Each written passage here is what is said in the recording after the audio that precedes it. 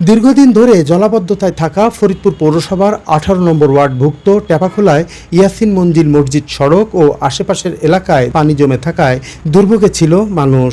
খবর পেয়ে বুধবার সেখানে যান ফরিদপুর জেলা বিএনপির যুগ্ম আহ্বায়ক সৈয়দ জুলফিকার হোসেন জুয়েল। এলাকার মানুষকে জলাবদ্ধতা থেকে মুক্তি দিতে তাৎক্ষণিক উদ্যোগ নেন। এ সময় সড়কের পাশে পাইপ বসিয়ে পানি নিষ্কাশনের ব্যবস্থা করেন। এতে দীর্ঘদিনের জলাবদ্ধতা দূর হয়। স্থানীয়রা জানান, সামান্য বৃষ্টি হলেই ওই এলাকায় পানি জমে জলাবদ্ধতার সৃষ্টি হওয়ায় দুর্ভোগে ছিলেন। মুসল্লিদের নামাজ আদায়ে মসজিদে যেতেও দুর্ভোগ পোহাতে হতো। তারা জানান, বুধবার বিএনপি নেতা সৈয়দ জুলফিকার হোসেন জুয়েল ওই এলাকা পরিদর্শন করে ব্যবস্থা নেয়ায় জলাবদ্ধতা থেকে মুক্তি মিলেছে।